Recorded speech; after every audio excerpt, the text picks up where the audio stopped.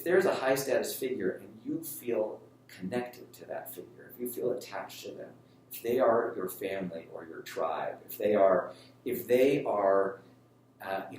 been nice to you, if there's a celebrity that you met and they were really nice to you, if they have a scandal, you won't feel raised because they fell. You will feel lower because you have aligned with them. So I think there's a great technique, which is to align with people. Dan Klein and Keith Johnstone both agree that it is possible for people's statuses to be aligned so that it is not necessarily the case that when one goes up, the other has to come down and vice versa. It is possible, for example, if you meet a celebrity, for your status to actually be aligned with theirs so that they both go up at the same time or both go down at the same time. Now, I've decided to go out into the wild here at Stanford in order to find how exactly you can align with people in this way. Because at the end of the day, in order to be able to brag truly humbly, you must be able to brag in a way that your hired ethos is actually making your followers feel higher as well. And so you must be able to align with them. How might this be possible? Dan Klein talks about the power of storytelling. I think it's a very powerful technique to, if you tell your story, in a sense, like how you discovered something. Whenever people tell a story about how they got through something, or how they faced a challenge, or when they realized that they had a challenge of sorts, like you can tell all sorts of accomplishments if what you're telling about is a story of what you, what you went through. So storytelling is a mechanism by which, if you do it right, you can potentially align your status with other people. Let's look into the why. My question to you is, why do you think that you got into Stanford? Now, you don't have any expectations for what I'm going to ask you, right? No. Okay. So my question is, why do you think you got into Stanford?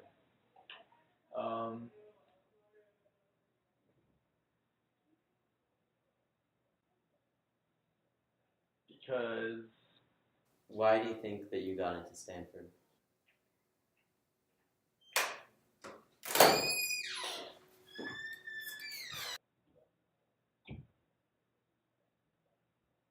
So what's the most impressive thing that you've done? Making it through this interview. I was never the best student in my class, to be honest. I was like the... I interviewed a total of 8 students. And what I had to do in order to get them to actually be willing to share their story is I had to somehow make them feel like when they raised their status in front of me by telling about their accomplishments, I needed them to be sure that I wasn't going to feel like my status is lowered.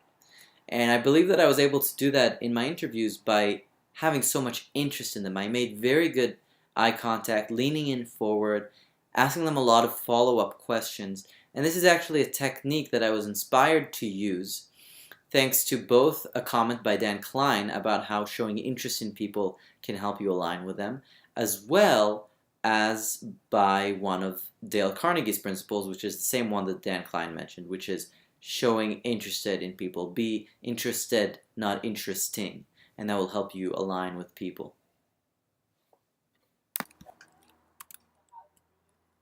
And I'm now going to talk about specific things that people said, specific evidence that they used in their storytelling, and I'm going to analyze what it means in our lens of status and self-concept. I will start first with the interviews that I took notes on, and then I will proceed to discuss some of the interviews which I have clips for. First, interviewing a student in my power class, Alex. He told me about how he actually got into Stanford because of his parents.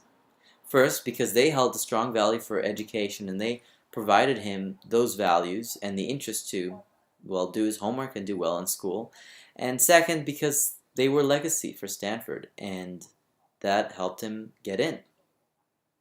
The fact that he provided credit to his parents is a very effective way of humble bragging. We see this also in other leaders, traditional leaders like Steve Jobs, who, when he announced the iPhone, in fact, he spent about 10 minutes giving credit to people who were involved. Now, when Steve Jobs did that, it's clear that he's raising the status of his followers. He's willing to change their self-concept so that they will enjoy this announcement, that they will enjoy this milestone, they will enjoy the bragging. And that's how he's able to gain their respect. He's almost willing to lower his own status in order to raise other people's, right? Because he's giving the credit to somebody else, so supposedly somebody else gets the boost in status. However, we all know that Steve Jobs' status is still secure. When he gives credit to other people, it doesn't really lower his own status. In fact, we respect him more for being able to give credit. For example, with Alex, he's effectively willing to lower his own status. By giving the credit to his parents, he's taking less credit himself for the fact that he got into Stanford. Now, if I was somebody following Alex, my self-concept goes up when I hear him give credit to his parents, because suddenly I don't feel so bad about the fact that I didn't get into Stanford, assuming my parents didn't go to Stanford, meaning somebody whose parents are not legacy and they did not get in. The fact that Alex gives his parents the credit allows other people to feel more comfortable with the fact that they might have not gotten in. There are other ways that Alex lowers his status. He talks about how he was in his varsity tennis team in high school, but freshman year, his coach didn't put him into a single match. And the fact that he's willing to admit to that failure, to the fact that his coach freshman year wouldn't even put him in a single match, that ability to lower his status in a way makes me respect Alex even more, because my self-concept goes up to the idea that maybe I can do that too. Even if I suck at tennis, which I do, just as Alex failed freshman year and then succeeded, I can also do something similar. Being humble is a way of showing a full appreciation of the full situation. Dale Carnegie has an absolutely amazing phrase that he uses when dealing with people. If somebody doesn't see eye to eye with you, Dale Carnegie likes to say, "I don't blame you one iota for feeling as you do. If I were you, I would undoubtedly feel just as you do." And in his book, Dale Carnegie explains the following about this phrase. You can say that and be 100% sincere, because if you were the other person, you, of course, would feel just as he does. Suppose you had inherited the same body and temperament and mind. Suppose you had had his environment and experiences. You would then be precisely what he was and where he was. For it is those things and only those things that made him what he was. You deserve very little credit for being what you are. And remember, the people who come to you irritated, bigoted, unreasoning, deserve very little discredit for being what they are.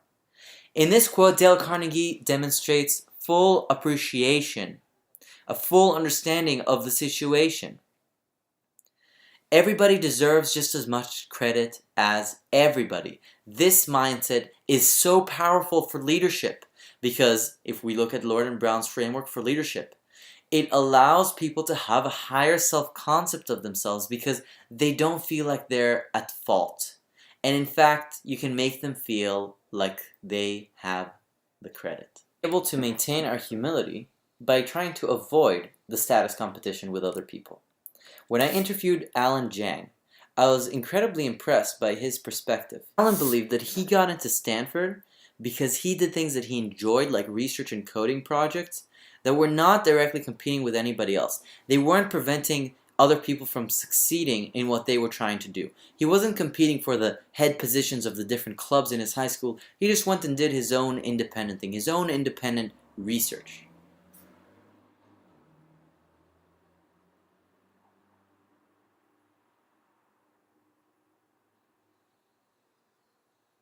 Now, when Alan went on to explain to me some of these applications, he very quickly showed an appreciation and a full understanding for his situation through gratitude. He explained that he had a pretty unique opportunity, that he was able to learn what he did. He said that all of the coding that he did, he first learned from an internship that he had at IBM, which he said, I was lucky to get. So once again, he's willing to identify with the fact that he was brought up in certain circumstances where he was fortunate enough to have this great gift that he is not in particular deserving credit for, because he was lucky to get it. And he says, quote, it was just cool to have that opportunity. Using phrases like that make Alan seem like such a cool guy to be with, such a humble guy, and such a leader. In fact, Alan is now running his own startup as a sophomore here at Stanford, with people following him. My friend Nikhil graduated from Stanford recently, and his social networking app, Down to Lunch, reached the top 20 social networking apps in the United States recently. Nikhil posted on Facebook in a way that was very humble about his achievement. In his post, he wrote how he only left his apartment a couple of times in the last 4 days, because the rest of the time he's sitting at his desk typing for hours non-stop. He's explaining how much hard work he's had to put into this achievement. And he further goes on to say, we're literally the luckiest people in the world. We get to hang out all day with our best friends to help students around the world hang out with theirs. Having students text us about how we brought them closer to their friends is literally the best feeling in the world. This rhetoric works here to be humble, because Nikhil is willing to be a generous, high-status leader, and he's raising the status of other people around him. In particular, he's explaining that his work is beneficial to other students. This goes along well with Dale Carnegie's principle of appealing to the nobler motive. Nikhil is appealing to the nobler motive of getting people to be closer together through his social networking application. And the fact that Nikhil explains that he's working so hard makes people also appreciate what Nikhil has more, because they feel like he deserves it. And because his motive is to actually help other people, any work that he does that's increasing his status and the status of his application is actually having a positive impact on the world at large and on students, on college students. So Nikhil has managed to align himself with all college students because he's building the application for them. And any hard work that he puts in, and any achievement that he gets, and any milestone that he communicates on his Facebook is perceived in a positive way that makes people's self-concept higher and makes people appreciate what Nikhil is providing them with. Nikhil is now extremely successful and running a startup that is being chased by investors, with tons of people wanting to work for him. The list just goes on and on and on. People are giving credit to others. People are explaining their hard work. People are talking about their failures. People are talking about why they're doing things. Pablo from my class wants to be president and win. And he wants to do it because he feels like he has an obligation to his country. That's his noble motive. And he gives credit to some of the opportunities and privileges that he's had to learn what he's gotten to learn. And he also understands that there are 7 billion different perspectives in the world. My friend Zach has an understanding of how there are people in the Stanford community who contribute to the community in different ways than he does, because he contributes through publishing papers on computer science, and other people contribute by making the community more vibrant by being in the band. And by acknowledging some of his limitations, Zach is able to be more appreciative, more understanding of the full situation. You can see footage for both Pablo and Zach in the videos in the description and on this channel. And the list goes on and on. Sarah from my class explained how when she was the head of her high school newspaper, she really enjoyed it because she felt like she could be a mentor and a teacher for people in that organization. That made her more humble because she's doing it for a good reason, not just because she wanted to have it on her application, for example. She also explained how she wrote her essay about vulnerability, how in fact she was named for tragedy. I won't go into the full story, and she's inspired to make the most out of every day. She's showing appreciation for what she has. She was named for tragedy, but she's been able to get through her life very happily, is now here at Stanford. She's very optimistic. All of these people, they're demonstrating appreciation for what they have. They're demonstrating a full understanding of the situation. And through appreciation of the full situation, they're able to raise the status of other people around them. Because when you appreciate something, that means that you are appreciating something outside of you. If you're appreciating something about yourself, that's just bragging. But if you're bragging and then you're appreciating something about it, like I couldn't have done it without my parents, you're now raising the status of your parents. And if you're raising somebody else's status, that makes everybody who's looking at you see you as a humble person. So it is important to be appreciative of the full situation and always keep in mind that we come from different backgrounds, and if I'd been raised as you, I would be you. I would be the same person. And as I wrap up this section about techniques in the wild, I'd like to go back to the relationship to leadership. When you're able to raise other people's status and therefore be humble, the two are equivalent, it goes both ways.